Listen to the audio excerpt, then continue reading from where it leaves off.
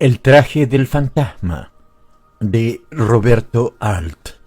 Inútil ha sido que tratara de explicar las razones por las cuales me encontraba completamente desnudo en la esquina de las calles Florida y Corrientes a las 6 de la tarde, con el correspondiente espanto de jovencitas y señoras que a esa hora paseaban por allí. Mi familia, que se apresuró a visitarme en el manicomio donde me internaron, movió dolorosamente la cabeza al escuchar mi justificación, y los periodistas lanzaron a la calle las versiones más antojadizas de semejante aventura. Si se agrega que frecuentaba mi habitación un marinero, nadie se extrañaría que las malas lenguas supusieron, entre los lógicos agregados de «oh, no puedo creerlo», que yo era un pederasta, es decir, un hombre que se complacía en sustituir en su cama a las mujeres por los hombres. Tanto circuló la mala historia que algunos reporteros caritativos lanzaron desde las páginas de los periódicos amarillos donde se ganan las arvejas esta declaración: Gustavo Boer no fue nunca un invertido, es un loco. Y al cuerpo de Cristo, yo no estoy loco y siempre me han gustado las mujeres. No he estado nunca loco. Declarar loco a un ciudadano porque sale desnudo a la calle es un disparate inaudito. Nuestros antepasados, hombres y mujeres, vagabundearon durante mucho tiempo desnudos, no solo por las calles, que en esa época no existían, sino también por los bosques y los montes, y a ningún antropólogo se le ha ocurrido tildar a esa buena gente de desequilibrados ni nada por el estilo. Claro está que lo normal tampoco consiste en que un hombre salga a la calle en cueros. De acuerdo, pero solo a mentecatos como los que florecen en este país se le puede ocurrir que un prójimo tiene las facultades mentales alteradas por presentarse ante sus semejantes sin ropas que cubran su natura.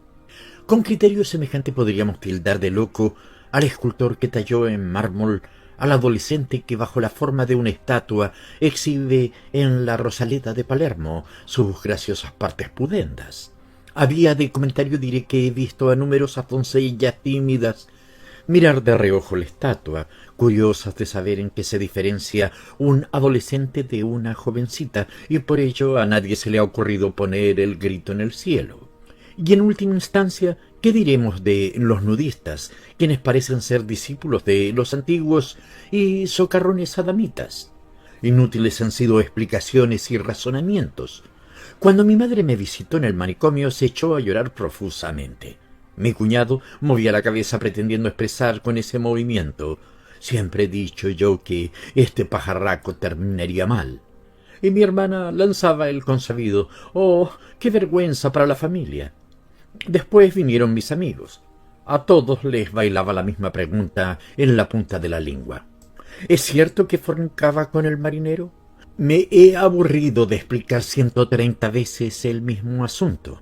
A los que dudaban de mi virginidad masculina les he mostrado un certificado médico y al resto los he enviado al diablo. Pero tanto rodó la bola de nieve que ya no es bola sino fabuloso témpano, desmesurado planeta.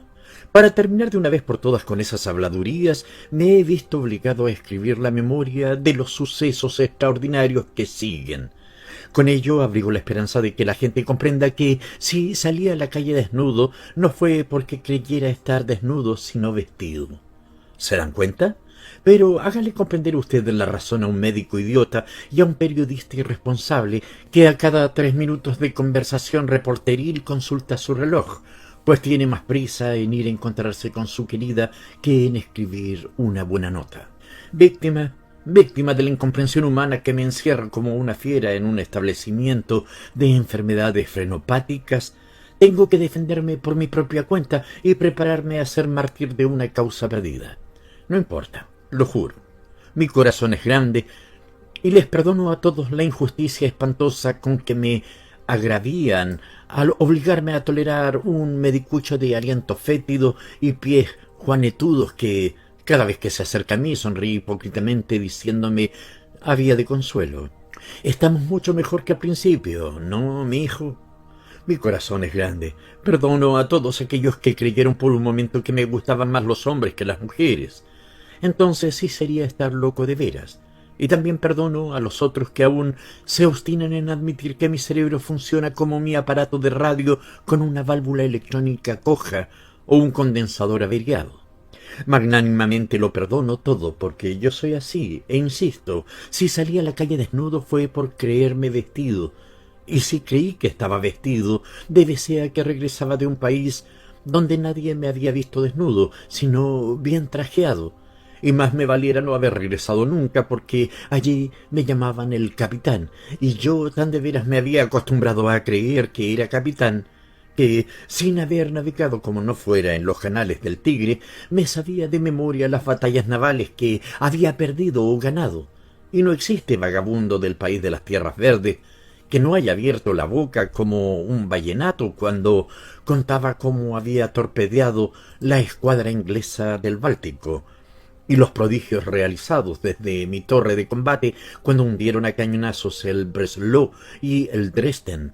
Bueno, no nos anticipemos a los hechos y vamos por riguroso orden de aventuras, pues si no, ciertamente correré el riesgo de que la gente crea que he enloquecido y sea yo quien asesinó al marinero. El marinero misterioso. En el prólogo relacionado con mis desventuras aludí al marinero.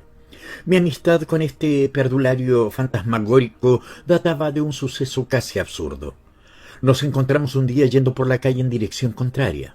Él avanzó hacia mí manifestando con estas textuales palabras: «Experimento mucha alegría de encontrarlo nuevamente». Le respondí que yo no lo conocía de ninguna parte y que además no tenía ninguna curiosidad por saber quién era. Indignado retrocedió en la acera preguntándome a voz en cuello: «¿Y entonces por qué me ha hecho usted un corte de manga?». Repuse que yo era un hombre de educación exquisita y por tanto jamás le haría en la calle y a un desconocido un corte de manga.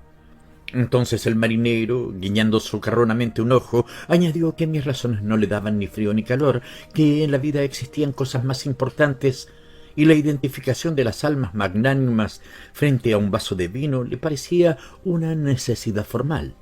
Ello constituía una clara invitación a echarse al estómago un vaso de vino, y tomándonos del brazo entramos a un bodegón mugriento. Un muchacho puso ante nuestras narices un botellón de vino tinto, creo que era Nebbiolo Seco. Bebimos esa botella y después otra. Terminadas las 2 botellas salimos a la puerta del establecimiento vinatero y comenzamos a hacerles cortes de manga a cuanto transeúnte pasaba, y a ponernos las manos en cornetillas sobre la boca para hacer un ruido semejante al que producen los gases que expelen los intestinos. Se indignó el dueño del hostal y a empujones nos apartó del umbral de su comercio, brutalidad que nosotros aceptamos, comprendiendo que la vida encierra cosas más profundas. Trazando zigzags avanzamos por las calles y el marinero durmió esa noche como un fardo de pasto, si un fardo de pasto puede dormir, tendido en el piso de mi cuarto. Desde ese día nos hicimos amigos, y ahora que se presenta la oportunidad de presentarlo, diré que era un truán grandote, con el cuerpo desde la cintura a la nuca echado hacia adelante, en cierto modo con brazos perpendiculares al suelo como plomadas. Parecía un cuadrumano al caminar. Le cruzaba la mejilla desde la sien hasta un lunar del mentón, una tremenda cicatriz de cuchillada, en cuya señal lívida no crecía pelo de barba. Afirmaba que lo había marcado así un gigante de las tierras verdes, zona situada al otro lado de las tierras del Espanto, pero el cronista supone que no es escasa razón que semejante tatuaje le fue inferido en una riña de rufianes, pues sólo en las historias antiguas se encuentra mención de gigantes, y ellas son inexactas, como todo el mundo sabe. Por otra parte, si era un gigante el que había reñido con él, ¿a qué utilizó cuchillo? Por su propia condición, un gigante, para quitarse de adelante a un desvergonzado, no necesita utilizar un cuchillo. Salvo el detalle de la cuchillada y sus alocados ojos grises, nada revelaba en él costumbres que no merecieran adornar la figura de un caballero. Él, como si sospechara este detalle, en vez de refugiarse en una isla desierta, vivía casi constantemente en tierra, en el alto cuarto de una casa cuya construcción había sido interrumpida cuando los carpinteros colocaban los marcos de las puertas.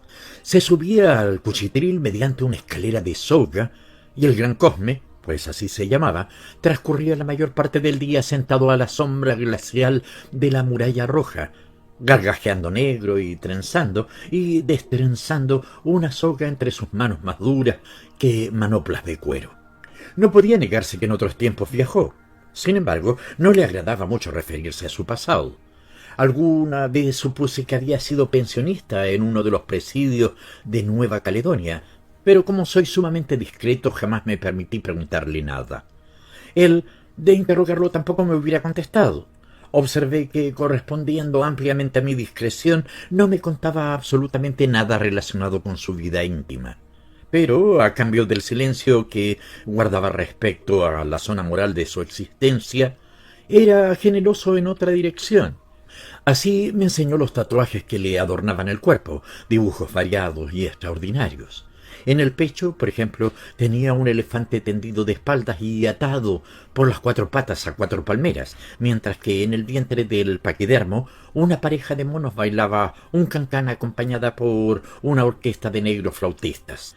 En su brazo izquierdo, en cambio, se veía una mujer corriendo con 4 pies, perseguida por un monstruo medio hombre y medio caballo.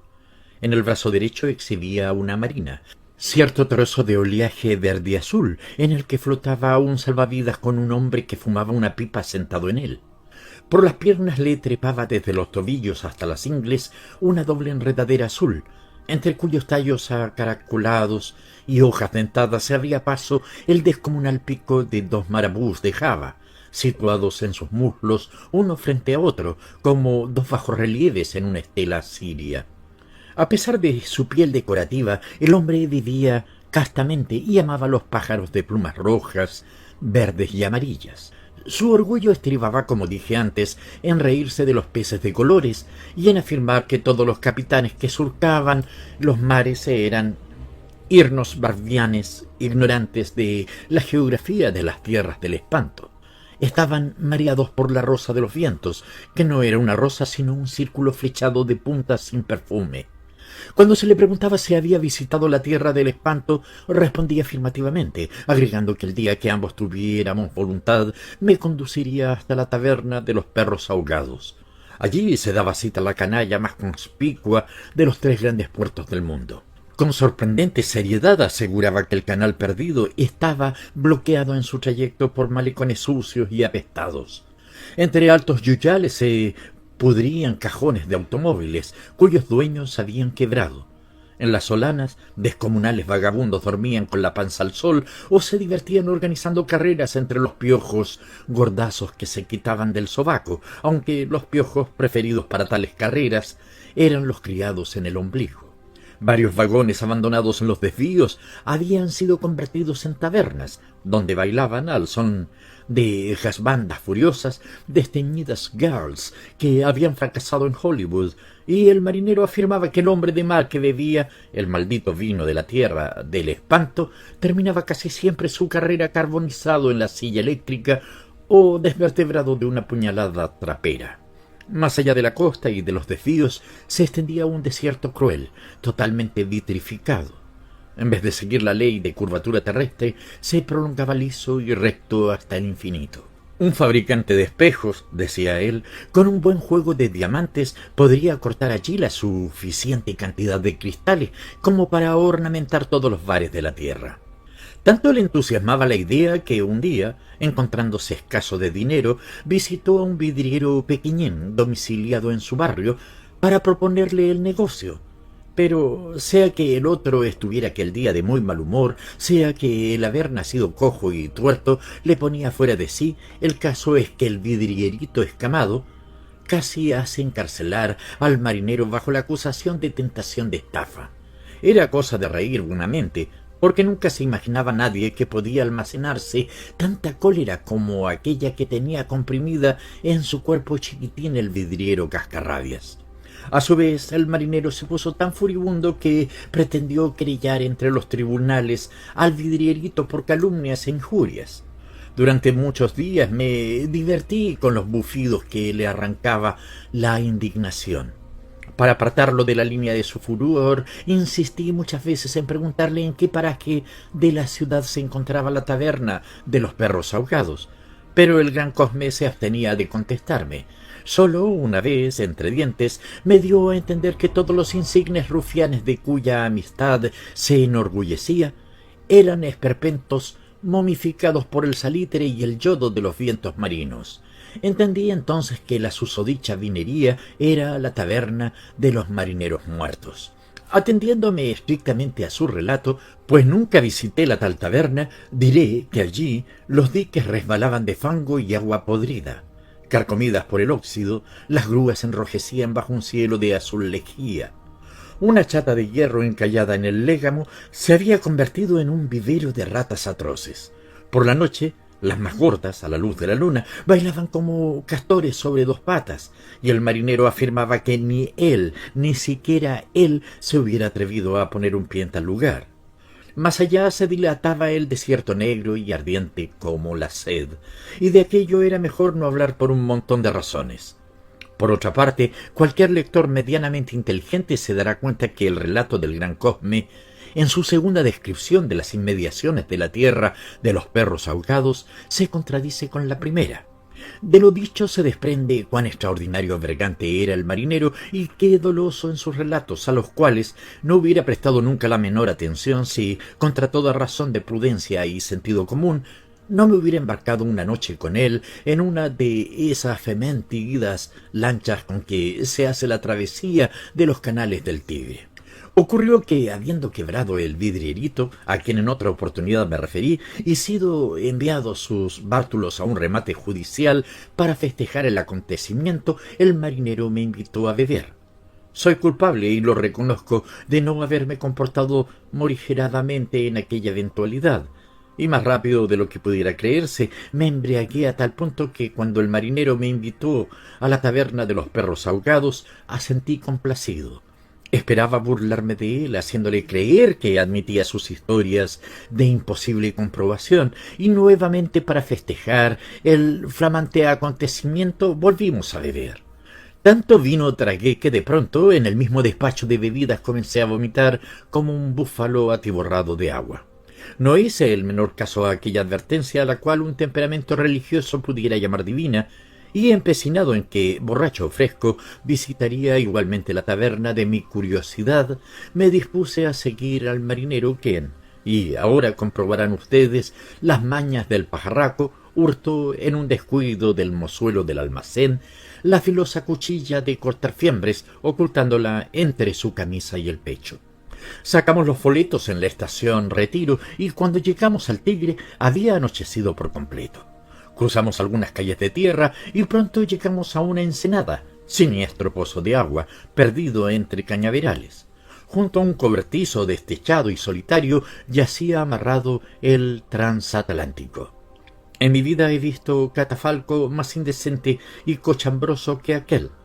Tratábase, mis conocimientos náuticos son reducidísimos, de un mugriento slop, de más o menos 25 pies de eslora, con un largo palo de mesana en su centro.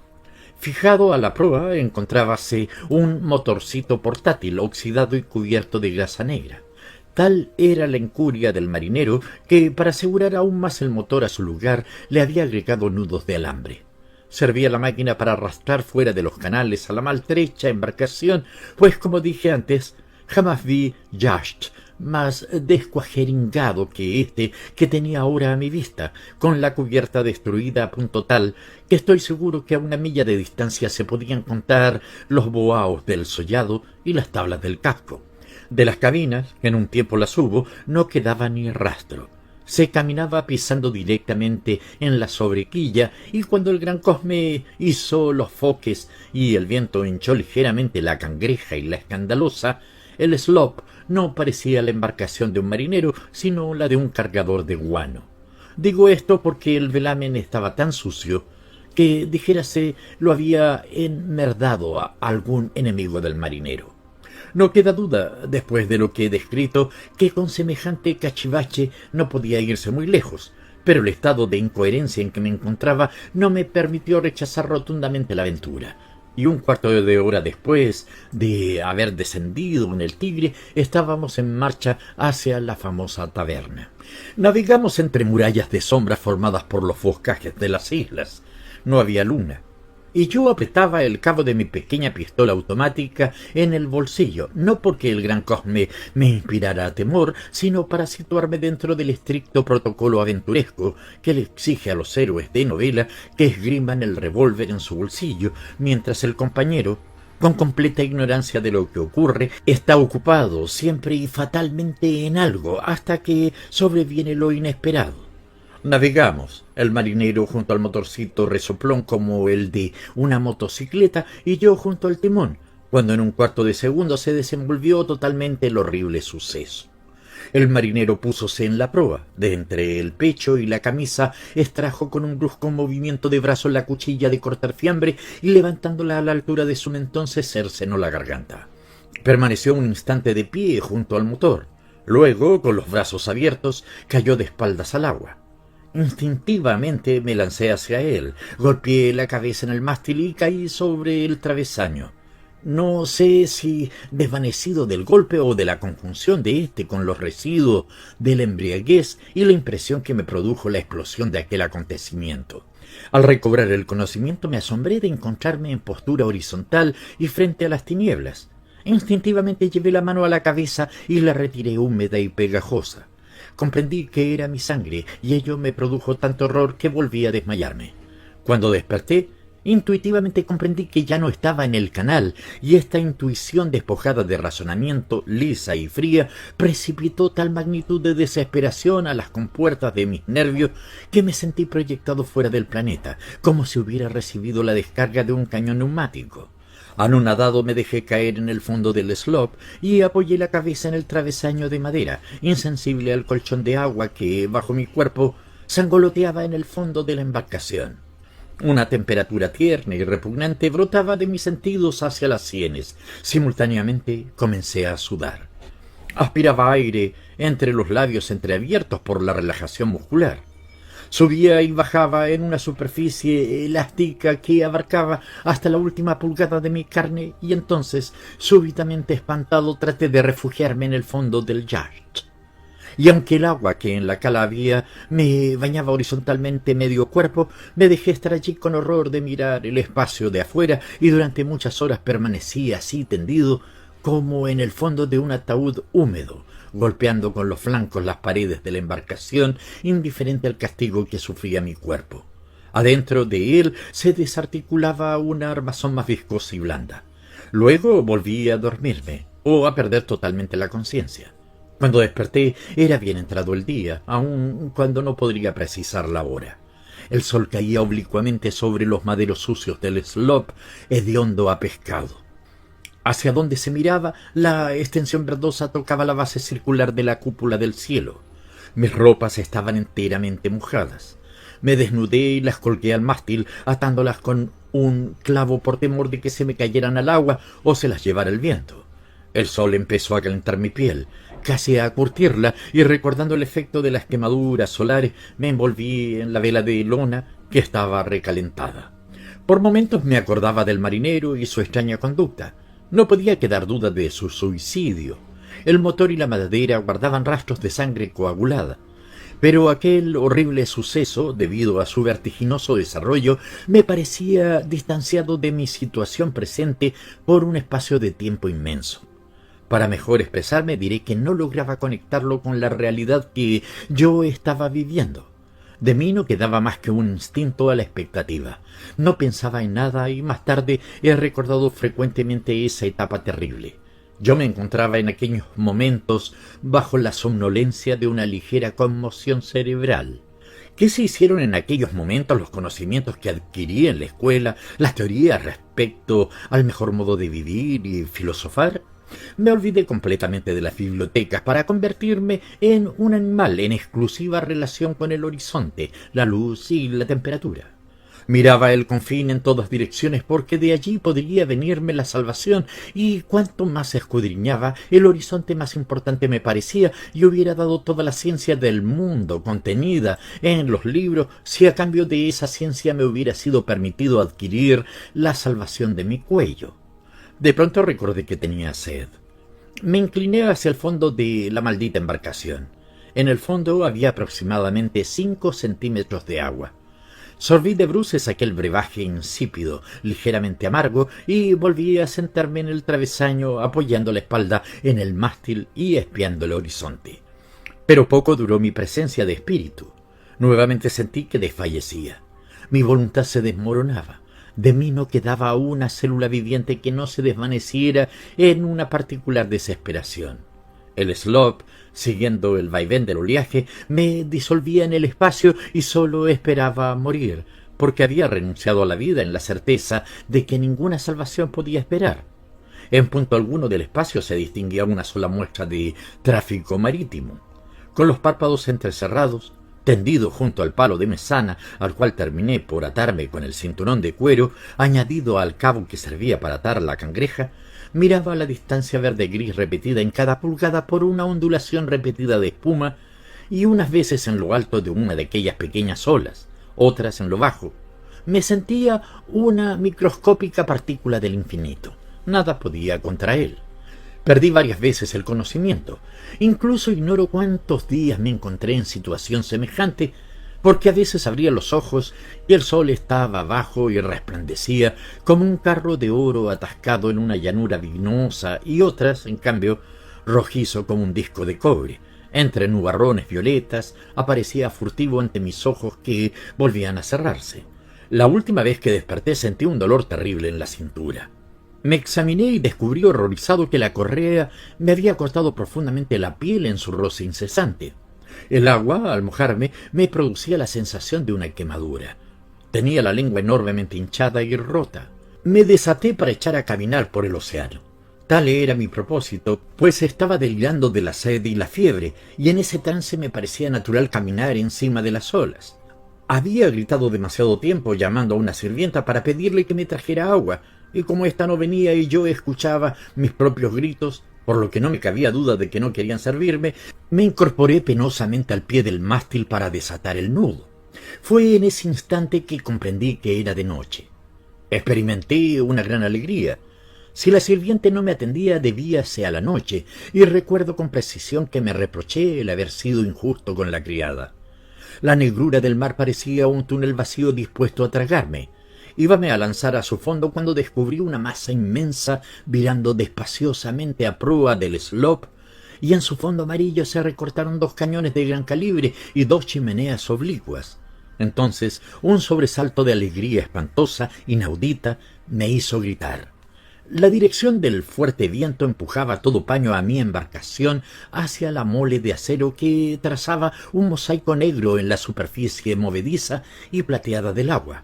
Y es indecible describir mis sufrimientos durante aquellos minutos, porque sin poder apreciar la velocidad del acorazado ni la del barquillejo que me llevaba, se me figuraba que la mole desaparecería antes de yo llegar a ella. Mas como el yacht no seguía una trayectoria recta sino oblicua, recuerdo que cuando llegué al corredor de sombra que la nave trazaba sobre el agua de plata, recibió el envión de la estela que la desplazaba, y si no hubiera habido una escala de cuerda caída a un costado, ignoro cómo me hubiera valido. Cierto que mis energías eran escasas, pero la esperanza de poder beber 1000 litros de agua inflamó los músculos de mis brazos. La boca se me llenó de saliva mientras pensaba en los 1000 litros de agua, y con los brazos tendidos aguardaba que la muralla de acero con la escalera pendiente pasara frente a mis manos.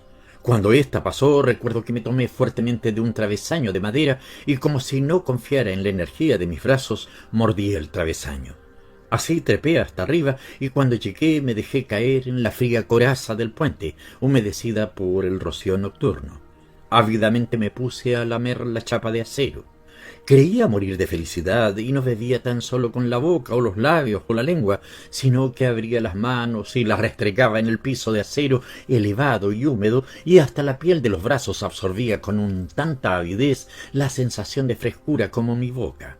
Esto me reanimó lo suficiente para ponerme de pie, y tambaleándome miré sobre mi cabeza 2 cañones desnivelados proyectando desde su torre de combate desiguales coros de sombra en el puente. Indudablemente aquel era un barco de guerra. En lo alto del palo trípode de la proa, un marinero de espaldas miraba con un catalejo hacia el lugar en que subía la luna. Tambaleándome, busqué la entrada al corredor de camarotes. Una mortecina lamparilla eléctrica iluminaba la entrada y hacia allí me dirigí. Todas las puertas de los camarotes estaban cerradas y el piso cubierto de una alfombra de salitre, pero en el suelo, al fondo, se veía una raya amarilla de luz. Como estaba descalzo, caminaba sin hacer ruido y al llegar a la puerta del camarote me detuve, pues un oficial de espaldas, con la cabeza inclinada, parecía estudiar algo en un inmenso plano que caía hasta su rodilla desde una mesa. «Permiso, oficial», murmuré, «soy un náufrago». El oficial debía ser algo sordo. Reparé que no me escuchaba, ocupado en el estudio de su carta marítima, y cuando iba a entrar sin permiso ocurrió algo sumamente singular. El oficial giró sobre sí mismo y al hacerlo descubrí horrorizado que bajo la víscera de su gorra no había una cabeza humana, sino una calavera de respingada nariz de hueso y dientes de plata. Las manos del esqueleto tomaron un compás. Retrocedí espantado. Buscando por dónde salir, tropecé con un esqueleto vestido de marinero. Avanzaba por el pasillo.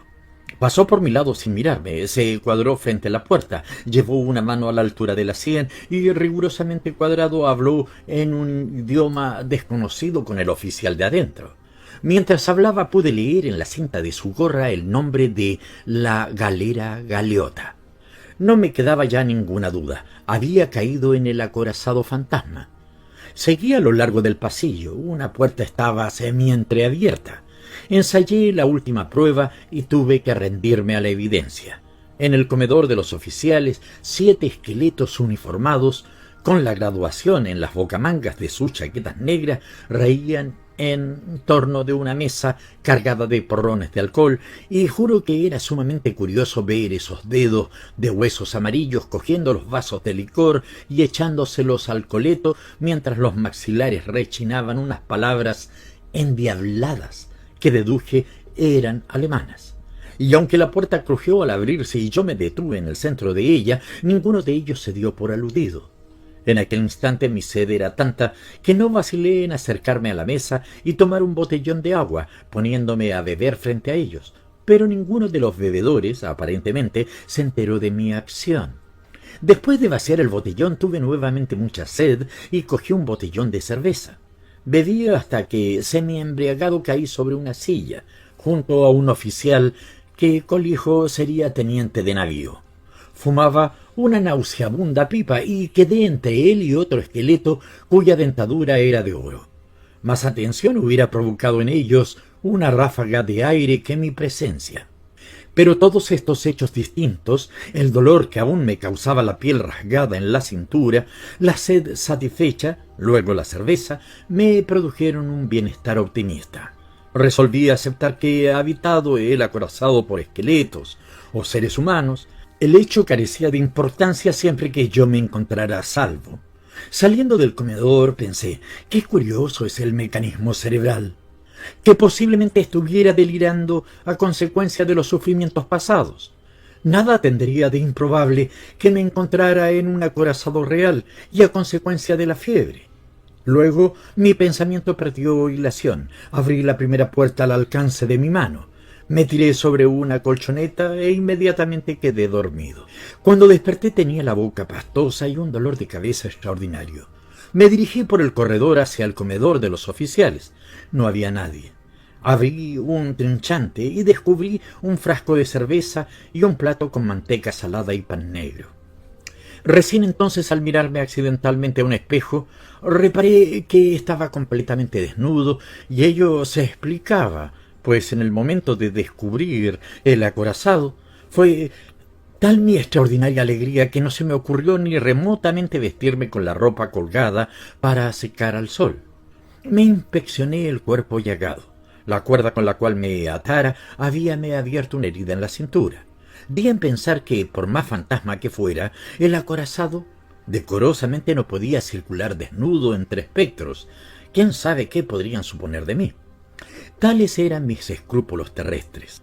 Meditando, ocupé el sillón cabecera de la mesa y mientras untaba concienzudamente una rebanada de pan con manteca, me dije una vez más que sólo mi conducta irregular pudo arrastrarme a tales aventuras.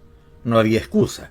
Si yo hubiera sido un hombre respetable, Un hombre que gastara calzoncillos de franela en vez de encontrarme ahora solo y perdido a bordo de un barco fantasma, me encontraría en el seno de mi familia, posiblemente sentado a una mesa real, disfrutando de los bienes concedidos a los hombres honestos. Recordé los consejos que en la escuela me prodigara una santa y digna maestra. Me acordé de los avisos que las compañías de seguros insertan en los tranvías. Avisos en los que aparece un progenitor en compañía de dos párvulos escrupulosamente peinados, sentados ante una mesa. Están acabando armoniosamente su merienda y de pronto los niños le señalan al padre por la ventana, un truculento vagabundo que pide limosna porque no practicó la santa virtud del ahorro, e involuntariamente me golpeé el pecho con las manos. Mi desesperación no me impidió diezmar el pan y la manteca. ¿No era yo, en cierto modo, la representación de ese vagabundo? Todo ello me ocurría por haber dejado de tratar a personas respetables y alternar con un marinero borracho y loco. Ahora me encontraba a bordo de un acorazado fantasmagórico entre oficiales esqueléticos, cuando a esta misma hora podía encontrarme en una mesa de café tomando el vermut en compañía de dos respetables señores que me hablarían del estado de sus respectivas esposas o del engorde paulatino de sus primogénitos. A tales extremos conducía la mala conducta. Ese era el resultado de no tener principios morales ni religiosos. Tanto me afligió ello que repetidas veces insulté a Dios, pero como mis inauditas blasfemias no podían remediar mi situación y yo estaba más desnudo que Adán, determiné que la primera dificultad a salvar era la de proporcionarme ropa. Y entonces, abandonando el diván de cuero, me dirigí a la camareta donde noches anteriores se encontraba el oficial espectral estudiando la carta náutica. La puerta de la camareta estaba cerrada. Llamé varias veces con el nudillo de los dedos, pero como nadie salía a contestarme, me introduje en ella, comprobando que se encontraba desierta. La carta marina se hallaba en el mismo lugar que la vi la primera vez, pero bajo una cucheta, en un rincón, descubrí una maleta de cuero. La abrí y en su interior encontré un ramo de flores secas, dos camisas de lana y un uniforme con las insignias del capitán de corbeta que me apresuré a enfundar. El uniforme me venía excesivamente holgado, mas se trataba de cubrir mi desnudez y no de presumir de elegante. Así trajeado salí descalzo a la cubierta. Aunque tenía la sensación del movimiento de la nave en el cuerpo, constaté con sorpresa que el acorazado no se movía. Permanecía quieto en medio de una noche azul, amarrado a la orilla de una tierra alta y amarilla. No sé por qué motivo se me paralizó durante un instante el corazón al contemplar esa cosa alta y gredosa en la que proyectaba su funesta sombra el acorazado solitario, y nuevamente me acordé de los avisos de las compañías de seguros y de mi vida irregular, y experimenté un gran remordimiento, porque una cosa era gustar las aventuras y sentirse aventurero sentado en una cómoda poltrona mientras el viento lanza la lluvia sobre los cristales de una habitación caliente, y otra la de participar como protagonista en una maraña de situaciones absurdas. Yo era un hombre de paz y sólo un fabricante de ladrillos podía encontrarse a gusto en presencia de esa tierra amarilla, siniestra como la playa de un matadero. Nuevamente me golpeé el pecho con ambas manos y luego, con los brazos cruzados, los dedos rígidos que sobresalían fuera del cuerpo y la cabeza caída sobre un hombro, quedé en la cubierta de la nave de guerra como un fantoche. La noche curvada y terrible sobre el océano que cabrilleaba en la distancia parecía cerrar un círculo de vida. Era indudable, yo me había perdido para siempre, y todo debíase al hecho de no practicar las virtudes del ahorro y por burlarme de los hombres que respetaban las leyes. Sin embargo, yo no era culpable. Constituía el tipo del pequeño burgués aburrido y un poco cínico a quien su mala pata embarca en sucesos irrisorios. De este modo fui adueñándome de la situación en lo referente a mi tranquilidad, y como no era posible pasarse la noche de brazos cruzados sobre el puente de comando, y además, como nadie me lo impedía, bajé a la tierra amarilla por una escalerilla de madera. Un silencio fantástico, casi sonoro, como presencia de una aparente detención de la vida, colmaba la soledad redonda. Eché a caminar. Era mi único recurso. De la tripulación del acorazado no podía esperar nada, pues dada su naturaleza espectral, no podían informarse de mi existencia. Además, ya me encontraba en tesitura de aceptar lo absurdo. Esto no era tan divertido como en las novelas de aventura, donde los acontecimientos se presentan a gusto y paladar de los protagonistas. Ahora deseaba apartarme de la nave siniestra, sentarme en cualquier rincón de la costa amarilla, mirar el océano y decirme a mí mismo con el mejor de los talantes: bueno, aquí estoy porque he venido. No se me ocultaba que mi familia se afligiría, que la desaparición del marinero Truán provocaría un tole-tole mayúsculo, tan seguro como que 2 más 2 son 4, que mi jefe de oficina clamaría una vez más contra mis costumbres disolutas. Pero yo no era culpable de todo lo que ocurría. Al propio Dios Padre, puesto en mi situación, no le hubiera quedado otro recurso que cruzarse de brazos y decirse que el mundo se pasara sin él. La aventura no tenía lógica, eso ni se discute. Carecía de esa elegancia manufacturada para los sucesos novelescos, pero ni yo podía echarme a cuestas el barco de guerra, ni trabar una descomunal pelea con los oficiales del mismo, ni descubrir una mina de oro. En el peor de los casos, mi posición se asemejaba, aunque no se quiera admitirlo, a la que puede ofrecérsele a un buen hombre que toma un tren, pierde el boleto, lo desembarcan en una estación vacía diciéndole de paso: que te las arregles con buena suerte porque la empresa no admite el traslado gratuito de vagabundos. ¿Qué hace un hombre a quien le ocurre tan estúpido percance? Pues, si no es un papanatas, rascarse 3 minutos seguidos la punta de la nariz y otro la punta de una oreja, levantar un plano mental del edificio de la estación, tratar de congraciarse con el primer perro que pasa y luego echar a caminar dulcemente por el pueblo desconocido para enterarse de cómo marcha el engranaje del mundo por allí. Y eso es lo que hice. Comencé a marchar alejándome del acorazado por un camino perpendicular a él. Como dije, iba descalzo. La tierra, sumamente liviana, tendía un almohadillado de polvo bajo la planta de mis pies. A no mucho andar distinguí a un prójimo que caminaba con el mismo paso tranquilo que el mío. A lo parecía tener mayor apuro ni nada que se le pareciera. Le chisté repetidas veces hasta que se dio por notificado. Cuando volvió la cabeza le hice señales con el brazo. Siguió caminando unos pasos y volvió nuevamente la cabeza. Al fin optó por detenerse y cuando llegué a él descubrí que era un negro de cabeza redonda y motuda. Llevaba colgado del cuello, de la forma más pintoresca, un par de guantes. Él, a su vez, al descubrirme uniformado, me saludó cuadrándose al tiempo que decía: «A la orden, mi capitán». Lo honesto en esa circunstancia era confesarle el accidente encerrado bajo la apariencia de mi uniforme, pero una ráfaga de vanidad me impulsó a consentir el trato y, dándome cierto tono, le pregunté hacia dónde iba y qué le ocurría. Se puso a mi lado para explicarme sus desventuras. Había echado a andar por el mundo porque la comisión de boxeo de su país lo descalificó por unas sucias peleas, de las cuales él no era en absoluto culpable, sino el otro y su manager. Dándomelas de entendido, le contesté que no se afligiera, yo podía recomendarlo cuando llegáramos al próximo poblado. Posiblemente allí tendría peleas a granel para efectuar, pero no me cabía duda de que mis marineros habían llegado. Me preguntó él a su vez qué género de desgracias me lanzaron al camino y le narré que la nave a mi cargo acababa de sostener un recio combate con 2 dreadnoughts. Al fin, desmantelada por 3 torpedos, se hundió en el océano, desde cuyo nido de cornejas continué haciendo fuego sobre mis enemigos con una ametralladora hasta que no me quedó otro recurso que huir hacia tierra. Sosteníamos este diálogo no de manera forzada, sino lenta, y el boxeador, al tiempo que yo hablaba, movía la cabeza preguntando ingenuidades. Después le pedí noticias de todas las peleas sucias y limpias que riñera en su vida, de sus éxitos y proyectos, pero, sumamente lerdo de ideas, se limitó a mostrar la media luna de sus dientes entre las negras bananas de sus labios.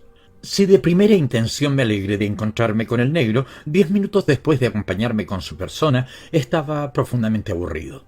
El fulano, salvo las historias de cómo había perdido o ganado y de referencias sobre jurados que conocía y manager que no me interesaban, no tenía nada que decir ni mayores ganas tampoco. Caminaba como si estuviera haciendo footing, con la soga de los guantes cruzada sobre la espalda y un puño de cuero en el pecho y otro sobre el riñón, siguiendo el ritmo de sus pasos. De tiempo en tiempo, el negro volvía la cabeza hacia mí. Examinaba mis galones dorados y sonreía admirativamente. Luego levantaba los puños a la altura de los codos, cimbreaba el torso y hacía un medio round de sombra en el aire, caminando. Este ejercicio, supongo, efectuado en mi obsequio y para que me formara una alta idea de su persona, resultaba divertido los primeros 1000 metros recorridos. Pero al comenzar el segundo kilómetro el negro se me hizo insoportable. Para sacármelo de encima, como se dice vulgarmente, deteniéndome un momento en la llanura amarillenta, le señalé una dirección y le dije que caminando hacia tal parte se encontraba la ciudad hacia donde marcharon mis marineros. No sé si el negro estaba tan harto de mi compañía como yo de la suya. El caso es que me entendió y empezó a marchar en dirección contraria a la que seguí después. Durante algunos instantes quedé mirando cómo se iba haciendo su figura cada vez más borrosa y pegada a las otras sombras de la noche. Luego yo también eché a andar. En casi todos los casos, caminar significa adentrarse en la cabeza de un globo de incoherencia que sobreviene cuando, a pesar de la fatiga, se continúa moviendo las piernas. Tal me ocurrió en las primeras horas de marcha. Sin embargo, no tardé en alegrarme, pues observé que la llanura amarilla cambiaba de color, tomando un matiz verde claro. Por singular correspondencia, el cielo negro sobre la otra llanura azuleaba aquí. Se distinguían las primeras estrellas, lo que me infundió extraordinarios ánimos, porque el espectáculo tenía una similitud terrestre. Nuevamente mi pasado y sus experiencias sombrías quedaron relegados a la zona del sueño, que puede o no haber ocurrido, porque ¿quién se preocupa de averiguar el grado de la verosimilitud contenido en un suceso que se nos figura un sueño y que además deseamos que lo sea? Pronto tuve la certeza de hallarme en otro mundo, aunque la llanura herbosa era continuación de la siniestra extensión de greda amarilla. Y era otro mundo, porque súbitamente desapareció la pesadez de mis miembros y ya no experimenté fatiga. Avanzaba ágilmente por un prado verdoso. Claras estrellas fustigaban de luz remota las cóncavas distancias, de manera que aunque yo sabía que era de noche, el paraje aparecía envuelto en claridad celeste. Esta luz parecía justificar cualquier armonía que un instrumento hubiera vibrado, produciendo la sensación de que ondulaba a ras de tierra, quizá entre hojas secas o nacimiento de hierbas. Localizando aquel paraje con auxilio de una topografía terrestre, puedo decir que yo avanzaba hacia el norte. Al noroeste aparecía suspendida en el espacio la arquitectura fina y curvilínea de un palacio de galerías abiertas al oeste. No caminaba apresuradamente como alguien erróneamente pudiera creer. Por el contrario, avanzaba despacio, con el cuerpo excesivamente tieso, retrasando el inevitable encuentro que tenía que sobrevenir, porque sabía que me encontraría con alguien. Persistía en mí una sensación de dulzura, tal si hubiera sido reducido a las condiciones de una criatura que sabe que no puede recibir mal de nadie. Hacía mucho tiempo no gustaba un placer físico total semejante a este. Desparramado por las hinchadas venas de mis brazos, subía desde las rodillas hasta los ilíacos. No podía ser de otra calidad aquella sensación que nace de la ejecución de un sortilegio. Sí, en cierto modo me encontraba en el estado psicológico de un hombre que, mediante un hechizo, ha neutralizado una enfermedad mortal aposentada en las capas más profundas de su alma. Las 7 jovencitas. Claro que mi alegría no era completa en lo que atañe a las virtudes intelectuales. Contenía elementos de inteligencia animal que posiblemente allí, en esa zona azul, no serían tolerados. Simultáneamente me reconfortaba la presencia del palacete, con sus galerías abiertas, y las especies de bosquecillos que, formando manchas circulares, permitían colocarse respecto al paisaje de manera decorativa sin desentonar con él. Y aunque andaba, como dije, erguido, pero retrasando el momento de llegada, no avanzaba gran cosa. Esto, en vez de alarmarme, como me hubiera ocurrido en circunstancias terrenas, me alegraba. Evidentemente estaba satisfecho y además asombrado de poder estarlo. Hacía mucho tiempo que ignoraba un tan total estado de ingenua alegría, festividad espiritual y animal. Mis sentidos entraron en un estado de sensibilidad tan supernatural que involuntariamente escuchaba la música de la hierba. Bajo los pies desnudos la sentía deslizarse, rozando la tierra con ondulación de aire espeso. A su vez, la música de los bosquecillos tenía notas graves, tañidos de cacharro de cobre, de manera que el sentimiento de religiosidad que naciera en mí o en cualquier otro visitante no podía ser excesivo, sino ligeramente serio y adecuado a la coloración nocturna que arreposaba todo. De pronto resolví detenerme, no porque estuviera fatigado, sino porque maliciosamente pensé que más me convenía retrasarme. Sentándome en un banco de piedra, di la espalda oblicuamente al palacete. Un agradecimiento extraordinario brotaba de mí hacia el misterioso protector que me había encaminado hacia esa espesura mágica donde yo distinguía formas de arquitectura terrestre. Estas eran simples apariencias, ya que en el país de los espíritus no son necesarios los palacios. Si ellos existen, son únicamente sombras destinadas a decorar la perspectiva y a dejar ligado al visitante reciente por un cordón de belleza a su patria planetaria.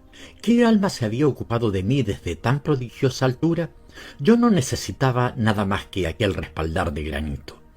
Me era suficiente la paz aplomando mi cuerpo en el banco de piedra, la quietud de la noche, la música que a ras de tierra ondulaba sin mezclarse nunca a los tonos bajos de los bosques de frente redondeado y donde se sucedían y se superponían las notas de los árboles con tal simetría que un oído mucho más aguzado que el mío hubiera podido discernir entre el sonido del abeto y el del ciprés o la retama.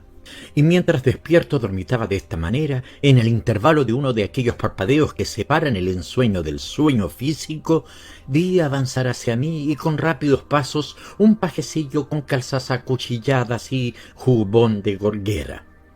Mucho antes de llegar se quitó graciosamente el bonete y, haciéndome una reverencia que lo dobló en medio arco, me dijo una vez erguido: «Vengo, muy alto señor, en nombre de mis señoras, y mis señoras quieren verte, y dícenme que te diga que entres con sosiego en el jardín divino, que nada malo te ha de acontecer, y sí que te harán feliz en la medida que tú mismo lo deseas». Dijo esto de un tirón, como personaje de comedia antigua, que ni el estilo lo desmentía. Tras otra reverencia, se cubrió con su cintoso bonete y echó a correr. Y yo ya no lo vi más, pero me quedé inquieto, asaeteado por escrúpulos y recelos. ¿Cómo me recibirían las almas que me esperaban? ¿Me reprocharían el suicidio del marinero y el abandono del boxeador negro? A mis escrúpulos se mezclaba cierta envidia terrestre. Yo, en aquel instante, uno de los pocos de mi vida, aspiraba a ser perfecto como ellas. Y tenía conciencia de no serlo. Hubiera querido aparecer ante la jovencita sin tener que arrepentirme de un solo gesto, de una sola falta de delicadeza. Sin embargo, ante las desconocidas únicamente podía salvarme algo que no podía precisar con exactitud. A pesar de mi afán de análisis del delirio, porque no queda duda que estaba delirando. Sí, yo llevaba en mí alguna virtud inclasificable que, a pesar de su potencia, me hacía sufrir. Algunas almas aguardaban mi llegada y me sentía indigno de ello, pero al mismo tiempo merecedor de aquella prometida fiesta encantada. La verdad es que me resultaban un secreto los méritos por los que yo sería acogido tan afectuosamente. No podía desprenderme de mi naturaleza terrestre. Me sentía hostil hacia alguien allí, no hostil. Le tenía envidia, envidiaba profundamente la belleza de esas almas dispuestas a acogerme amablemente y me arrepentía de mi debilidad. Deseaba presentarme como hombre a quien toda fuerza le está sometida por ser el mejor. De pronto 7 almas se desprendieron de la escalinata. Sus voces cristalinas entre el grave tono de los bosquecillos redondos y el ondular del viento espeso a ras del suelo ponían en el aire murmullo de gorjeo. Oí que exclamaban: «Ha llegado nuestro amigo, ha llegado nuestro amigo». Avanzaban, destacándose en el fondo de azul de la noche redondeadas las floridas cabezas por las largas cabelleras. Las vestiduras, pegadas a sus rodillas por la presión del viento, trazaban en el aire 7 campanas de colores suaves. Yo no podía apreciar el efecto de los matices ondulantes, arrebatado por el encanto de sus rostros, y en cada una de ellas reconocía una expresión de juventud y gravedad distinta. La generosidad con la que me acogían me entristecía. A pocos pasos del banco de piedra se detuvieron. Ahora las 7 hadas, de pie, en semicírculo, sonreían sin mirarse entre sí, como si las asombrara mi conducta tan poco efusiva. Mi situación era naturalmente violenta. 7 jovencitas inspeccionándome el semblante y yo de pie ante ellas, inclinando la cabeza o desviando la mirada hacia la que era la última a la izquierda, pero cada una me observaba con tan particular afecto que yo no hubiera experimentado ninguna dificultad en hablar confidencialmente con cualquiera de ellas. Mas no se me ocurría qué decirles, viéndolas así reunidas, y continuaba callado. Entonces las 7 exclamaron nuevamente y con voces tan graduadas que parecían pertenecer a un coro: «¿Este es nuestro amigo?» Y ha llegado cuando menos lo esperábamos. En aquel mismo instante experimenté tal cansancio que, retrocediendo, me dejé caer en el banco de piedra. Apoyé una mano en el respaldar de piedra y la frente en el antebrazo. Ellas me rodearon con pasos danzarines y cuando levanté la cabeza las 7 se agrupaban en torno mío. Yo las miraba y el silencio que guardaban me hacía mucho bien. De igual modo esa claridad azulada en la cual flotaban las cúpulas de los árboles destellando verdes de gema metálica. Estaba seguro, además, que de hablar mi áspera y desagradable voz humana hubiera resonado allí como ralladura de acero en una placa de vidrio. Decidido a no hablar, me deleité en observar más de cerca aquellos rostros finos y los rizos que les caían en torno de las gargantas y los puros ojos almendrados con largas pestañas que se entornaban pensativas, y yo no acertaba a preferir si detener mis ojos en la rubia, cuya túnica violácea rodeaba de un halo celestial su carne alabastrina, o si en la morena, cuya vestidura color rosa tomaba más luminosa su epidermis de plata. Y las 7, pasando su brazo sobre mi cuello, aguardaban en silencio mirándome fijamente, como si hubieran sido mis hermanas, y yo únicamente sentía un gran deseo de llorar y de llamarlas hermanas mías, y no decir más nada, y morir así para siempre. Una de ellas se apartó de pronto del grupo, y mirándome me hizo una gran inclinación, y como yo no soy un grosero, me puse de pie, y también la reverencié llevándome la mano al pecho. Enseguida las 7 se inclinaron y yo repetí la salema, y entonces la 5ª, que tenía los cabellos como muescas de azabache, volvió a inclinarse y extendiendo una mano me alcanzó un violín. Después que hubo hecho esto, se reunió a las compañeras y las 7 tomaron a arquear otra reverencia y yo les correspondí, con mi violín en la mano, estupefacto de hecho, porque no conocía música e incluso ignoraba cómo se esgrime el arco y se coloca la caja en el hombro. Y ahora que recuerdo, creo que yo estaba muy bien con mi uniforme de capitán de corbeta. Mas ellas me contemplaban con tanta insistencia y yo veía tan ávidamente la amabilidad brillante en el fondo de sus muy preciosos ojos que comprendí que debía tocar. El sudor brotaba copiosamente de mi frente, pero debía tocar. Me resolví. Apoyé el arco en las cuerdas y el temblor de mi pulso se transmitió a las crines que amanearon un módulo largo. Y simultáneamente las 7 se llevaron las manos al pecho. Me olvidé de mí mismo, adivinaba mi papel, apoyé decididamente el instrumento en el hombro, hice temblar el arco 3 veces, una magia desconocida guiaba mis dedos. Luego me detuve completamente dueño de mí mismo. ¿Qué era lo que quería expresar para ellas, las 7 jovencitas? Las miré sonriendo por primera vez. Interpreté el sentido efusivo de las palabras con que me recibieron. Ha llegado nuestro amigo. Claro que yo era amigo de ellas y de sus almas y de sus sueños. Ese sentimiento lo cantaría en el violín. Mi amistad perfecta, mi alegría flamante, una alborada de desinterés y cierta noche de melancolía plateada. Oprimí el mango entre mis dedos y me lancé decididamente. Fue primero un trino suspendido, fragmentado en 3 tiempos, como el de un pájaro que no se atreve a cantar a pesar de ser dueño de su voz, sin tener la certeza que hay otro pájaro en la espesura que contestará a su canto. Después fue un gorjeo más alto, con tonos de oro caliente, y reincidí como si el llamado al otro pájaro solicita correspondencia. Mas el silencio y la espesura era rico de densidad, y comprendí que no debía esperar más. Las 7 jovencitas se habían apiñado junto a un árbol y con una mano en el oído esperaban ávidas y cautas, por lo que necesité recurrir al encanto del agua. El violín chasqueó un golpe de cascada en las breñas y el impulso agitado de las ondulaciones se transformó en una linfa larga y fina, cuyos meandros trazaba el arco con facilidad asombrosa. Luego me desligué de los elementos naturales. Cantaba mi propia alma. Era un trino largo, quizá una queja remota, pero disgustado por la reminiscencia la abandoné para recurrir a los sonidos cantarines, una serie arpegiada de trémolos de plata. Y así como la impaciencia de una garganta de cristal se atora en su propia riqueza, así densos, superpuestos, en polígonos como los que forman los haces de cabello trenzado, surgieron tres sonidos únicos, cual tres médulas verde, roja y azul se elevaban en la noche hasta cierta altura para quebrantarse en un mirasol de gotas irisadas, vertiginoso temblequear del arco y arañar de los dedos. De pronto, las 7 jovencitas se cimbraron sobre sus cinturas. Levantaron una rodilla y 7 pies en el aire e iniciaron el compás de una danza, acompañada rítmicamente de ligeros movimientos de cabeza. Me arrojé de lleno en un compás de oro y plata, solicitación de fuerzas contrarias que terminaban por coordinarse en una melodía que tenía la misma gracia que la inclinación de las 7 cabezas sobre el hombro en un abandono femenino. Rápidamente subí de tono, convertí el módulo espeso en una sucesión de saetas y tácitamente 3 de las jovencitas se apartaron hacia un costado, otras 3 hacia otro extremo de la gran galería y una quedó en el centro, girando.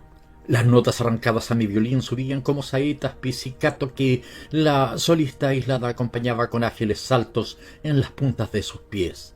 Los sonidos, llegando a cierta altura, caían como gotas de agua y los trípticos de danzarinas se elevaban sobre sus talones para luego inclinarse con el cuello extendido hacia adelante. Sus 6 pies derechos zigzagueaban en el aire una concéntrica agitación de agua y la solista, girando sobre sí misma como una peonza, intentaba lentos vuelos que sus 2 brazos postraban como los de un ave que tiene las alas rotas. Ya no tenía miedo. Bruscamente interrumpí los staccati para iniciar un campanilleo brusco horizontal. Ellas, semejantes a estelas faraónicas, el mentón paralelo al hombro izquierdo y los brazos en ángulo recto, avanzaban unas veces hacia la derecha y otras hacia la izquierda. Confiado en mí mismo, inicié una melodía de sonidos curvados como las muescas de una elíptica, que una vez en el avance lateral las hacían girar con el pie entornado hacia la derecha y otra hacia la izquierda, pero tan rápidamente que las notas parecían alternativos golpes de martillo en un yunque de plata y otro de oro. Quería superarme. Las inmovilicé con un silencio en la actitud total de la danza, posición que era de las 7, tiesas sobre sus pies tiesos, y vertiginosamente imaginé el canto de una alegría pura, el poema de la felicidad recuperada, canto que puede esperarse con los brazos elevados al firmamento y los pies castigando el suelo, y rápidamente desgrané 3 sones graves de atención. Las 7 me miraron, luego cambié de idea. Quería estar solo, cantar mi exclusiva alegría, regalársela a ellas, sin que ellas, con la fatiga de sus cuerpos ondulantes, de sus manos ritmadas, de sus ágiles piernas, me embriagaran de voluptuosidad, y entonces les hice, con el arco entre el espacio de 2 sonidos, una señal. La noche tibia y azulada continuaba flotando sobre los bosquecillos redondeados. Hacia el oeste, el cielo adquiría un verdor de esmeralda purísimo. Escasas estrellas encendían sus antorchas de aluminio.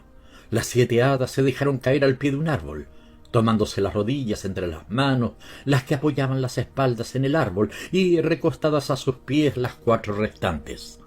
Estas apoyaban una mejilla y la sien en la mano. Con el codo clavado en la hierba, se dispusieron a escucharme. Resuelto a cantar la hambrienta sed de altura que había padecido, comencé con un gemido subterráneo. Zumbido de viento que se trunca y escapa por las angulosas oscuridades de una mina de carbón. El zumbido avanzaba vertiginosamente hacia su explosión, tomándose grave como si pasara por los tubos de un órgano ondulado. En un crescendo de tempestad aparecía el debate del alma en su lucha despiadada con los monstruos del bosque de la vida. Cada nota chillona parecía atajada por un bisturí. Los 2 acordes sangraban fragorosos. La estructura de aquella gran composición se arremolinaba como el viento bajo los puentes, estratificándose verticalmente en grandes árboles de sonidos, hasta que al final la superposición de tonos alcanzaba el tumulto de la tempestad. Esa masa bronca de voces pareció de pronto ser cortada a ras por una filosísima navaja. Las notas quedaron niveladas. De la superficie oscura y triste se desprendió entre abovedamientos de silencio una vocería cristalina.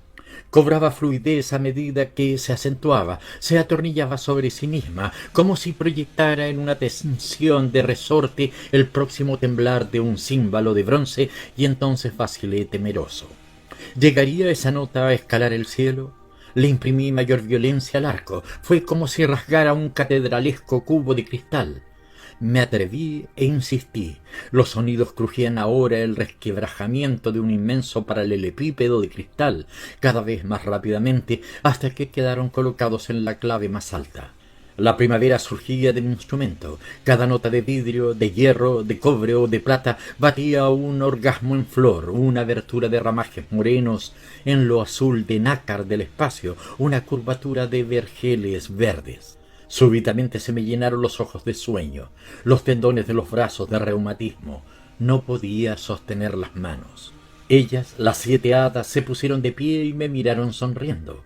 Sentía que caía. Iban a tomarme entre sus brazos cuando en cada uno de aquellos queridos rostros vi pintarse el espanto. Nunca olvidaré la lentitud con que volví el rostro y cómo espié con el rabillo del ojo. Quien provocaba nuestro espanto era un orangután que se adelantaba dando saltos de sapo, revestidos de una dalmática de seda negra enyesada. Lo seguía una cáfila de estropeados pavorosos, cráneos como melones perpendiculares, ojos tuertos y narices en caballete, trompeta o romas. Algunos se apoyaban por el sobaco en muletas, arrastrando patas vendadas, y otros avanzaban dando saltos sobre sus muñones y la palma de las manos. Entre la tropilla se oía el ronquido bestial de un cerdo cabezudo y segatón, atraillado por una vieja que traía la cabeza envuelta en un pañuelo atado en forma de embudo. Un chico gordo, en mangas de camisa, mostraba su jeta lívida y leonina. De pronto, de entre esta terrorífica chusma, escapó el alarido amarillo de una trompeta. Un cojo redobló los palillos en el parche de su tambor, y cuando un viejo con una anteojera de charol sobre un ojo se desprendió del grupo tumefacto, una voz entre las jovencitas exclamó: «Huyamos, es el rey leproso». Y yo, a pesar de mi uniforme de capitán de corbeta, eché a correr desesperadamente. La ciudad de las orillas. Corrí durante mucho tiempo. Unas veces caía por tierra y así caído continuaba arrastrándome, y cuando recuperaba fuerza para respirar continuaba corriendo, y durante mucho tiempo fue de noche en aquella carrera horrenda y sin rumbo. Si volvía la cabeza creía ver tras de mí al orangután que se adelantaba con saltos de sapo, o escuchaba el ronquido bestial del cerdo cabezudo y segatón, atraillado por la vieja leprosa. Me había extraviado definitivamente. Cruzaba diabólicas zonas vegetales que lanzaban desde la tierra sus tentáculos botánicos, y durante días interminables, preso de angustia mortal, me debatía entre atrapadoras lianas, cuyos brazos peludos como los de las arañas me retenían por la cintura, manteniéndome allí entre lo desconocido de la tierra y lo negro del cielo, vertical y desesperado. Luego los arcos se aflojaban y echaban a correr. Una vez se me ocurrió que si galopaba tan obstinadamente era porque huía de mí mismo, y entonces, extenuado, me dejé caer en la llanura pastosa y gemí mi desesperación. La tierra era allí una sucesión de montes y colinas, valles y quebradas totalmente boscosos. Penetraba en selvas formadas por árboles tiernos y jovencitos, y me internaba hacia el infierno verde por picadas profundas, abiertas por ignoradas gentes. Había instantes en que perdía tan totalmente el sentido de la orientación que me parecía flotar en el centro de una esfera verde. Cuando me aburría de caminar, me sentaba sobre el tronco de algún árbol derribado por el rayo o la tempestad. El aire se enfilaba bruscamente y yo, haciendo un esfuerzo tremendo, levantaba la cabeza. Ciclópeas, murallas vegetales dentaban con sus altos montes de verdura un cielo anaranjado o azulenco. Junto a esos árboles de nombres ignorados, el hombre resultaba más pequeño que una hormiga al pie de un eucalipto. A veces me detenía en mi marcha para dejar pasar por el camino escamados cables del grosor de un brazo o de un muslo. Estos monstruos parecían tener la piel espolvoreada de limaduras atornasoladas, oro, vermillones, violeta y negro de humo. Solían estar suspendidos de una rama o enroscados a un tronco, mostraban sus bocas triangulares, anfractuosas de dientes, como terribles serruchos. Me desinteresaba del momento en que vivía, pero para saberlo no tenía más que levantar la cabeza. Veía allá en la costa de las alturas prodigiosas declives teñidos de un amarillo triste, y entonces, estremecido de frío, castañeteando los dientes, continuaba caminando con la cara caída hacia el suelo. Caminar se convirtió en mi segunda naturaleza. Lo hacía automáticamente, dormitando, sorprendido muchas veces de encontrarme en marcha, porque me suponía acostado o muerto, o en la cima de un árbol. Y no estaba acostado ni muerto, ni en la copa del árbol. Una semana o más caminé sumergido en el agua hasta las corvas. Entré a un pantano cubierto de flores blancas. Estaba extraviado y posiblemente daba lo mismo que caminara en una dirección como en otra.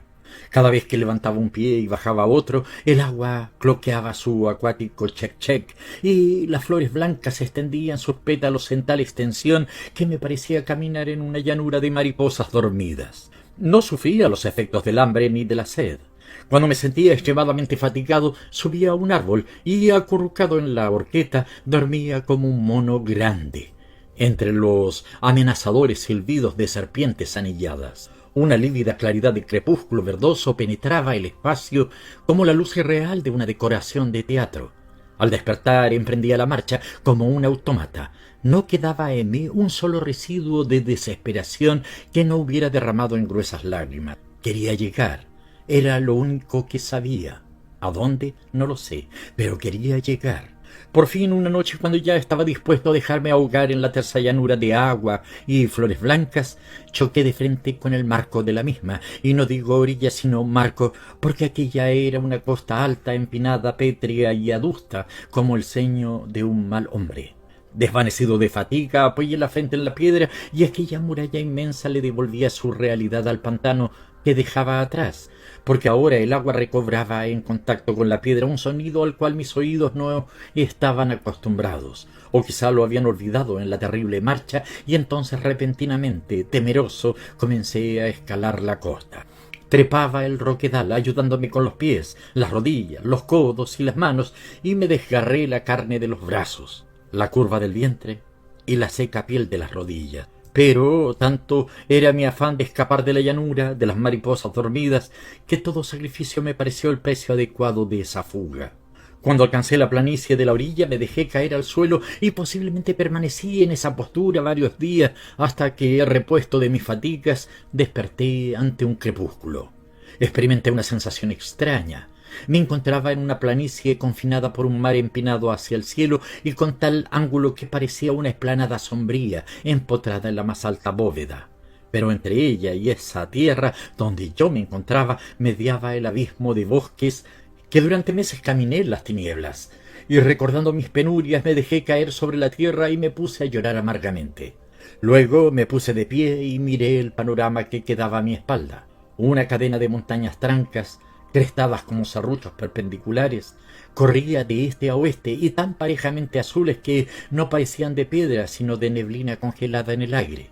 Mirando al derredor descubrí varios caminos trazados por la planta del hombre y todos en dirección a la cadenuela de montañitas, y efectivamente 5 días después de echar a andar por allí, sin percance digno de mención, llegué a la ciudad de las orillas, cuyo nombre no se puede decir porque es un secreto.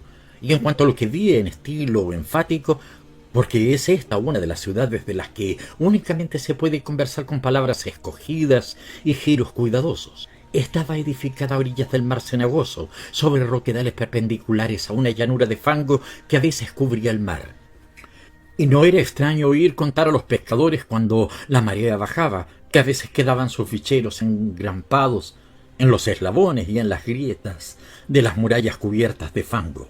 Según la tradición de los hombres de la orilla, estas murallas pertenecían al recinto interior de una ciudad que ellos, los hombres de la orilla, decían habían sido sede del rey que fue. Los hombres de la orilla se alimentaban de los peces muertos que la marea dejaba abandonados al retirarse de la llanura de fango, y no tenían trato alguno con los hombres de la ciudad, que se untaban de aceite aromático, gastaban grandes barbas y movían con suficiencia sus enormes vientres de pescadores de oro. Ellos se habían construido una ciudad grande, tumultuosa y apiñada, como conviene que sea una ciudad de hombres crueles, débiles de piernas y ágiles de manos para contar dineros. Los jardines bajaban en escalones entre murallas de piedra y columnas de cobre. El centro estaba ocupado por ringlas de comercios de dinteles bajos y cavernas negras. Allí se guardaban los tesoros con que compraban la indulgencia para sus pecados y la alegría que solicitaban sus torneadas pantorrillas. A pesar de esto, era una ciudad extraña, porque solían encontrarse en ella espíritus cuyos cuerpos estaban encerrados en los manicomios de la tierra.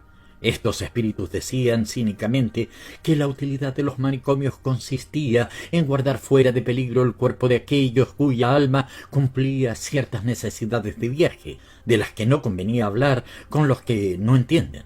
Mas cuando un habitante de la ciudad, cuyo nombre no se puede decir, se encontraba con un ciudadano de la tierra, procedía como si no viera ni escuchara nada del nombrado coloquio, de igual manera que procedemos nosotros cuando estamos en compañía respetable y contra nuestra voluntad tenemos que escuchar palabras inconvenientes.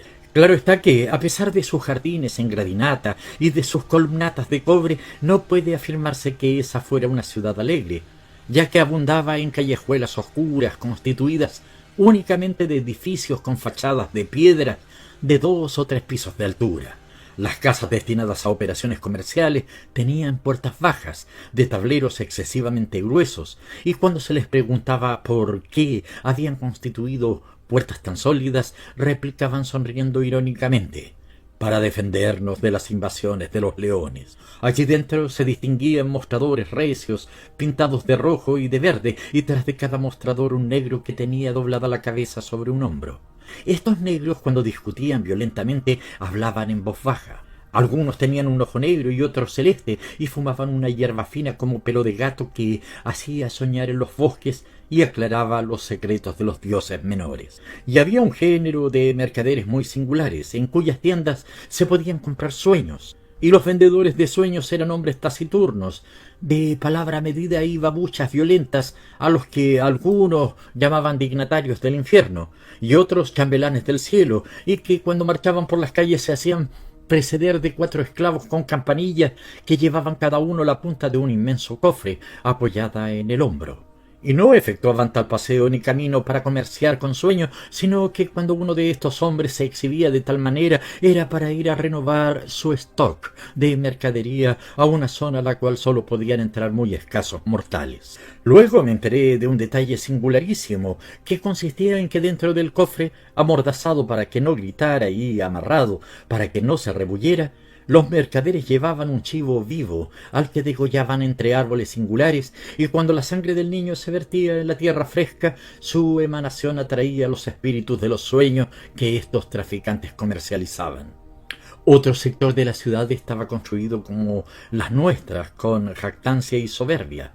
Jamás profeta alguno había escupido en sus fachadas, ni amenazado los techos de pizarra y tejas de oro con sus puños irritados. En esta zona de la ciudad no entraban jamás los hombres de la orilla, a quienes los de la ciudad llamaban los asesinos. Los asesinos vivían, como dije al comienzo, del desierto, y sus miembros podían únicamente casarse con las cejas de los hombres de las tierras verdes, que eran tierras altas y minadas por las cavernas. Cuando hablaban con los hombres de la ciudad, tenían que hacerlo de rodillas, y esto ocurría porque los hombres de la ciudad tenían el dinero.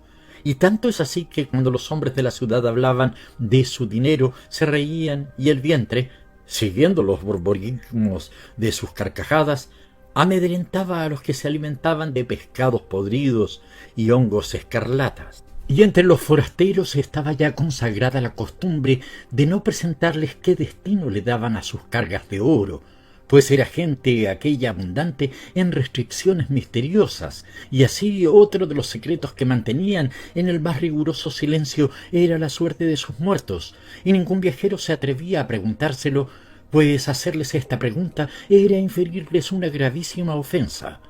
Toleraban que se les hablara mal de la ciudad e incluso lo saludaban amablemente a uno si lo insultaba, pues la cortesía era allí rigurosamente observada. Pero en modo alguno permitían que se les preguntara por el camino que seguían sus muertos, aunque yo le oí contar a un vagabundo de las orillas de piedra que sus muertos los entregaban a un pájaro poderoso que se llamaba Roc, y que el dicho Roc se los llevaba hacia la región que no tiene nombre en el idioma de ellos, sucesos de los que no puedo dar fe. También había otra costumbre y era que sonara una campana. Cuando esa campana sonaba, las calles se llenaban de mujeres. Ellos decían que esa era la hora en que paseaban sus mujeres, aunque yo no sé si es cierto o no, pues nunca vi a ninguna mujer en aquellas calles, aunque sí escuché en el aire como roces, y el mismo vagabundo de que hablé antes me comunicó confidencialmente que esas mujeres estaban envueltas en velos tan sutilmente tejidos que las tornaban invisibles. Es probable que así fuera, porque hay otros detalles sumamente curiosos y que no vienen al caso, que eran como el atributo y la dignidad de aquellos ciudadanos, amarillos y redondos, cuyos aceitosos ojos fulguraban de furor si se les injuriaba llamándoles hijos de las tierras verdes. En aquellos tiempos vivía yo en las afueras, cerca del barrio de los teñidores, en casa de un encantador de metales. Se denominaba encantadores de metales a los esclavos que conocían el secreto de hacer que un metal, al ser golpeado, emitiera el sonido de la voz de una mujer, o el silbido de una serpiente, o el canto de un pájaro. El encantador de metales trabajaba únicamente las noches en que el océano lloraba por las almas de los muertos que están disueltos en su salitre y en su yodo. Era un hombrecito tuerto y silencioso, enemigo de conversar acerca de las habilidades de su profesión. Yo vivía en la casa de este hombre en virtud de una amenaza terrible que le había hecho. Como dije, estaba viviendo en la casa del encantador de metales, cuando los perros lloraron al lamer los charcos de agua, y si alguna duda me quedara de que aquel desastre fuera preparado por los dioses descontentos de la ciudad, esa duda la disipara un singular suceso de que fui testigo en casa del encantador de los metales. A medianoche me desperté escuchando que alguien tocaba muy suavemente el zócalo de la puerta de mi dormitorio. Volví a dormirme, mas poco tiempo después me volvieron a despertar ruidos sordos y choques amontonados y profundos. Me levanté y corrí en puntillas hasta la puerta para mirar por una hendidura del postigo, y lo que vi fue un león que se rascaba un flanco contra el tronco de la palmera que había en el jardín. Un terror tan maravilloso entró en mi corazón que, arrastrándome por el suelo, con el vientre pegado al piso, llegué hasta la cama y me desvanecí. Al día siguiente, cuando le conté al encantador de metales lo que había sucedido, se echó a reír con una risa falsa y dijo que yo estaba equivocado. Y todos los habitantes de la ciudad, cuyo nombre no se puede decir, me negaron terminantemente que fuera verdad el suceso a que hice referencia. Incluso más de uno me dijo con descortesía impropia en gente tan amable que yo era un fabricante de embustes y de malas historias, y que no tenía derecho a abusar de la hospitalidad que se me daba, haciendo circular chismes inverosímiles. Y un pescador de oro, que tenía la barba negra recortada en forma de estrella, con varias puntas sobre su pecho recio, y que vestía una magnífica túnica escarlata, tejida en la baba de un pez rarísimo y que da derecho a los que gastan esta túnica a burlarse de Dios, me expulsó de la puerta de su comercio, mientras me injuriaba atrozmente y pedía a sus protectores me castigaran con la lepra sonriente, que es una enfermedad que no se describe y que cubre todo el cuerpo de muescas que parecen labios sonrientes. Fue entonces cuando, caminando hacia el corazón de la ciudad, vi a los perros que lloraban con amedrentamiento, después de haber sumergido los hocicos en los charcos de agua, como si quisieran advertir a los habitantes de la ciudad, cuyo nombre no se puede decir, de un peligro que nadie comprendía, y menos ellos, porque a ellos, que amaban el oro, las altas deidades les cerraron los ojos del entendimiento. Yo caminaba inmensamente triste.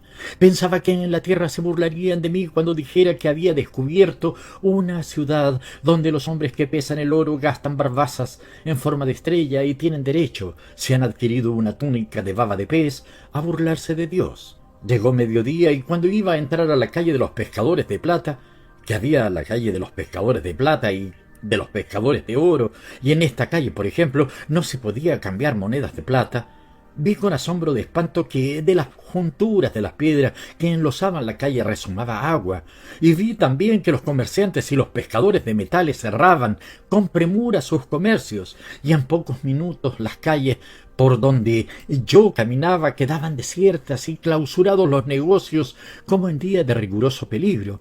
Y cuando llegué a la calle del Azafrán, donde todas las fachadas pintadas de amarillo rojizo pregonaban la industria de sus pobladores, el agua ya me cubría los pies. Cuando llegué a la calle del Hierro tenía las rodillas sumergidas.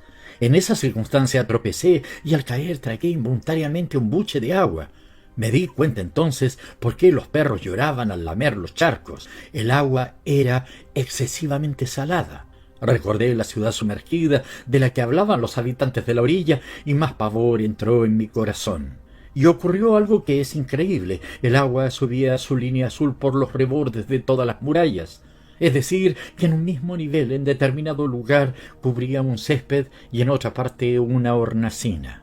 Y de pronto aparecieron en sus chalupas los hombres de la orilla, a quienes los dueños del oro llamaban los asesinos. Los asesinos traían amarrados por cadenas de cuero a perros marinos, y los azuzaban al tiempo que gritaban frente a las puertas de los habitantes de la ciudad. Y el agua subía, mas ninguno de aquellos hombres que pesaban oro abandonaba su escondrijo, como si temiera la venganza de sus esclavos. Durante 3 días y 3 noches el agua cubrió las techumbres de todas las casas. Luego se retiró y ahora la ciudad, cuyo nombre no se puede decir, está cubierta de fango y sus puertas tapiadas de musgo. A veces, cuando un techo se derrumba, se ve en el interior un cadáver abrazado a un arcón que probablemente contiene metales preciosos. Pero los asesinos indiferentes se pasan el día en la orilla fangosa, tendidos al sol, y cuando la marea crece el agua en rizos de espuma les moja los pies. Pero ellos no se molestan y dejan que los perros marinos les traigan entre los dientes los pescados que necesitan para alimentarse. Finalmente, los hombres de las tierras verdes resolvieron regalarme un perro, que es el obsequio con que se agasaja al viajero a quien se desea perder de vista, y yo llamé a mi perro y le dije estas palabras: «Hijo de las tierras verdes, acompañarás a tu amo por el mundo y le proveerás de alimentos, porque tienes el hocico cauto y sigiloso, como conviene a un buen perro buscador».